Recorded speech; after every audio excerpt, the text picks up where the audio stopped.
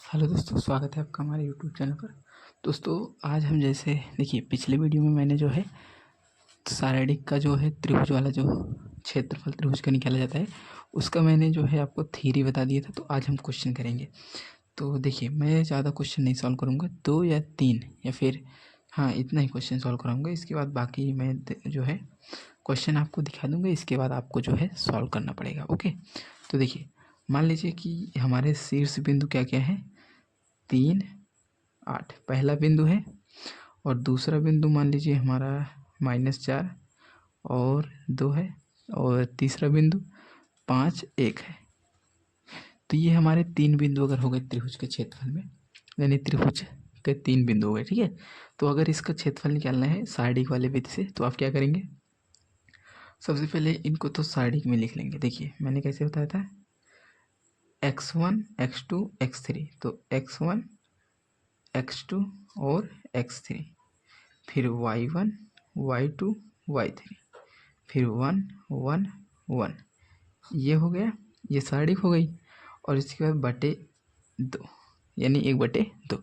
तो इस यही निकालना होता है, क्योंकि त्रिभुज का क्षेत्रफल हमारा क्या होता है 1/2, और सारणिक में x1 x2 x3 y1 y2 y3, फिर 1 1 1, ये होता है। तो मैंने डायरेक्ट ऐसे रख दिया है। तो देखिए वीडियो को ज़्यादा लंबा नहीं करूँगा, 1/2 ऐसे रखिए। अब इसको सॉल्व कीजिए। देखिए 3 को ऐसे ही रखते हैं, 2 1 कम 2 और 1 1 1। इसको सॉल्व करना सीख लीजिए, सारणिक को कैसे सॉल्व किया जाता है। देखिए -8 लिए, तो इसके बाद इसको छोड़ के -4 और -5, ये इसका। अगर दोस्तों आपको मतलब दिक्कत होती हो मतलब सारणिक का विस्तार कैसे करते हैं, तो बता दीजिए कि मैं एक सिंपल वीडियो मतलब एक बेसिक सा वीडियो बना दूंगा। ऐसे -4 और -10, ये हो गया, और ये बंद। अब क्या करेंगे, 1/2 को ऐसे रखते हैं और इसको कर देते हैं, 2 में से 1 गए 1 और 3 1 के 3 माइनस। देखिए माइनस माइनस प्लस होता है, तो 5 4 9 हो गया, और माइनस यहाँ पर -9 आएगा, तो इसमें माइनस माइनस प्लस, तो 9 8 72, ये हो गया। और यहाँ से माइनस माइनस प्लस होता है, 10 4 14, तो -14, क्योंकि बाहर प्लस है यहाँ पर -14 आएगा, तो माइनस प्लस माइनस, ये हो गया। आगे देखिए 1/2, अब प्लस वाला पहले कर लेते हैं, तो हो जाएगा 75 -14, और यहाँ से आ जाएगा 1 और 6/2। ये हमारा क्षेत्रफल वर्ग मात्रक। अगर कैलकुलेशन मिस्टेक हो तो देख लीजिएगा, हालांकि मिस्टेक नहीं होना चाहिए। तो देखिए ऐसे हम इसको सॉल्व करते हैं। ओके, बहुत ही सिंपल तरीके से सॉल्व कर सकते हैं।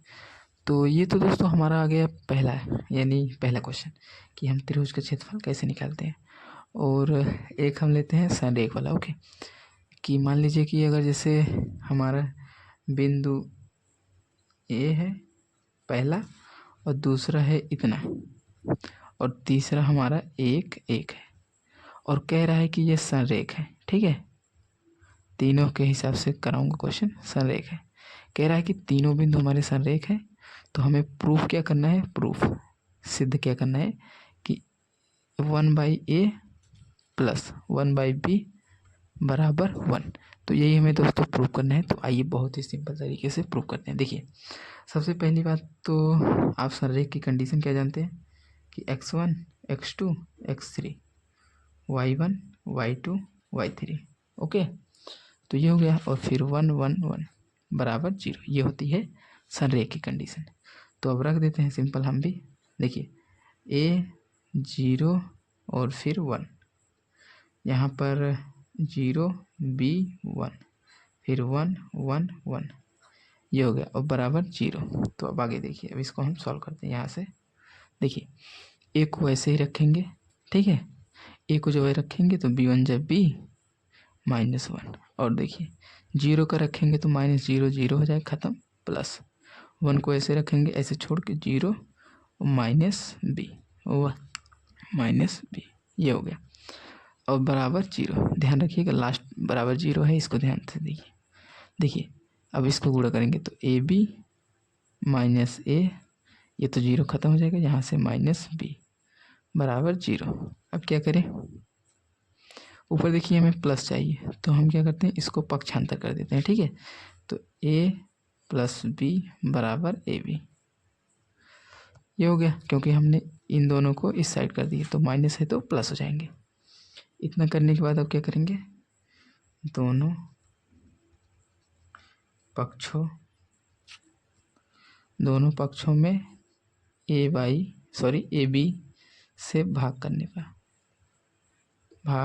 करने पर, क्योंकि दोस्तों हम हमेशा दोनों पक्षों में इसलिए करते हैं क्योंकि दोनों पक्षों में करने पर हमारा कोई मतलब समीकरण में कोई परिवर्तन नहीं होता। इसलिए देखिए A by A B plus B by A B, ठीक है, और बराबर ए बी बटे ए बी, कट के 1 हो जाएगा और यहाँ से जो कटता काट दीजिए। देखिए ए कटेगा तो 1/b प्लस बी कटेगा तो 1/a बराबर 1। इसको सेट कर देंगे तो आ जाएगा हमारा, तो प्रूफ हो गया।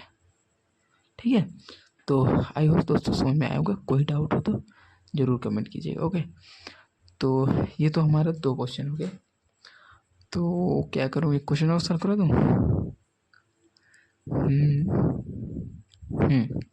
एक क्वेश्चन और सॉल्व कराता हूँ, इसके बाद मैं आपको क्वेश्चन दे दूंगा, आप सॉल्व कीजिएगा। ठीक है, देखिए तीसरा, यही लास्ट कराऊंगा।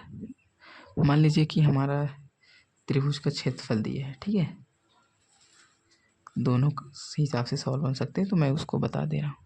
जैसे ये हमारा त्रिभुज का क्षेत्रफल है और शीर्ष बिंदु हमारे क्या है, 2 -6 और 5 4 हो गए और फिर के 4। ठीक है, ध्यान से देखिएगा, ये हमारे शीर्ष बिंदु हो गए ABC। मैं डायरेक्ट क्वेश्चन लिख रहा हूँ। ठीक है, ये हो गया। तो अब कह रहा है कि यहाँ पर के का मान ज्ञात कीजिए, के का मान।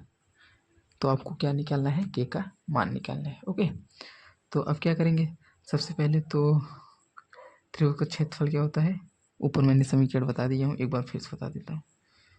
तो देखिए 1/2 x1 x2 x3 y1 y2 y3 1 1 1 बराबर त्रिभुज का क्षेत्रफल।